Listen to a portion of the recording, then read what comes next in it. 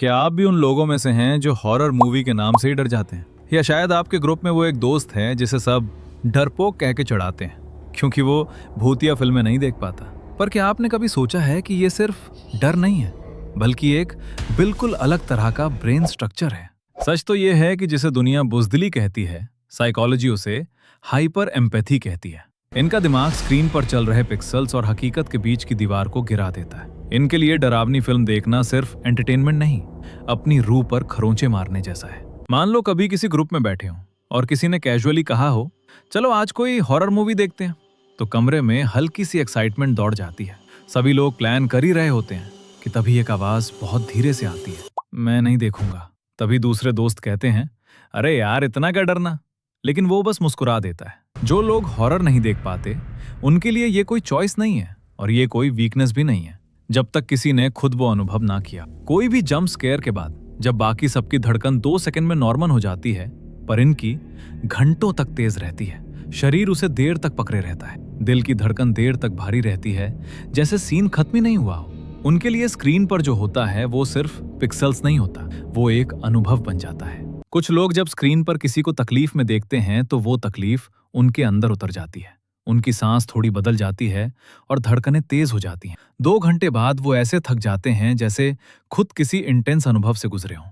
और फिर कोई पूछता है, इतना ओवर रिएक्ट क्यों हो रहे हो? लेकिन वो ओवर रिएक्ट नहीं कर रहे होते, वो बस ज्यादा एब्जॉर्ब कर लेते हैं। इसके पीछे कई कारण होते हैं। शायद कोई व्यक्ति कभी बचपन में 8 से 9 साल की उम्र में गलती से कोई डरावना सीन देख लिया था, शायद टीवी पर चैनल बदलते हुए, या शायद किसी बड़े के साथ बैठकर। उस रात नींद नहीं आई थी, अंधेरा थोड़ा अलग लगने लगा था। समय के साथ वो बच्चा बड़ा हो गया, उसे पता है कि भूत नहीं होते, उसे पता है कि सब एक्टिंग है, लेकिन शरीर कुछ चीजें भूलने में दिमाग से स्लो होता है। और कभी कभी जब स्क्रीन पर वही तरह का अंधेरा लौटता है, शरीर उसे पहचान लेता है। कुछ लोग इसलिए हॉरर नहीं देखते क्योंकि उनकी इमेजिनेशन जीवित होती है। जो दिखता है वो तो 2 घंटे में खत्म हो जाता है, पर जो सजेस्ट होता, जो पूरी तरह दिखाया नहीं जाता, जो बस एक परछाई की तरह गुजरता है, वो उनके अंदर खुद बनता रहता है। ज्यादातर लोग फिल्म खत्म होते ही थिएटर से बाहर निकलते हैं और पिज्जा खाने चले जाते हैं, लेकिन सेंसिटिव लोगों के साथ ऐसा नहीं होता। उनके दिमाग में इमेजेस चिपक जाती हैं।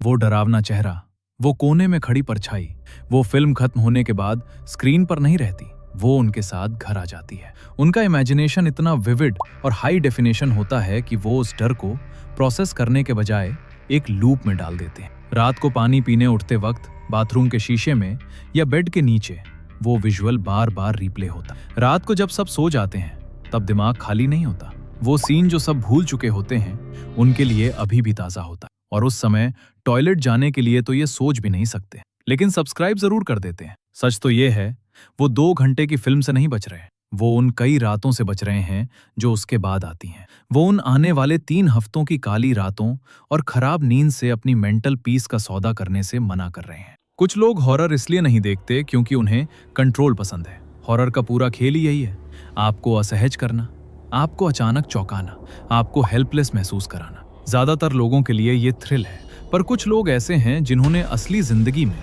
ऑलरेडी काफी वक्त पावरलेस रहते हुए बिताया है। और फिर एक और तरह के लोग होते हैं जिन्होंने असली डर को करीब से देखा है। अचानक किसी को खो देना, किसी हिंसा की खबर नहीं बल्कि उसका असर देखना, या ऐसी रातें जिनमें सुबह आने का भरोसा ही नहीं था। उनके लिए फिक्शनल हॉरर कभी कभी हॉलो लगता है। तो रबर के मास्क और बैकग्राउंड म्यूजिक वाले भूत डराते नहीं बल्कि इरिटेट करते हैं। उन्हें समझ नहीं आता कि लोग डरने के लिए पैसे क्यों देते हैं जब दुनिया में वैसे ही इतना असली डर मुफ्त में मौजूद है। उनके लिए शांति कोई लग्जरी नहीं है, वो एक मेहनत से बनाई हुई जगह है। तो जब कोई फिल्म आकर उस पीस को हिलाने लगती है, इवन फॉर एंटरटेनमेंट, उनके अंदर एक क्वाइट रेजिस्टेंस होता है। वो कहते नहीं है कि मैं सेंसिटिव हूं, वो बस कहते हैं मैं नहीं देखूंगा। कई बार बात बस इतनी होती है कि किसी को अपने अंदर जरूरत से ज्यादा वेट नहीं डालना। दुनिया में वैसे ही काफी नॉइस है, न्यूज में, सोशल मीडिया में, रोजमर्रा की बातों और जिंदगी में।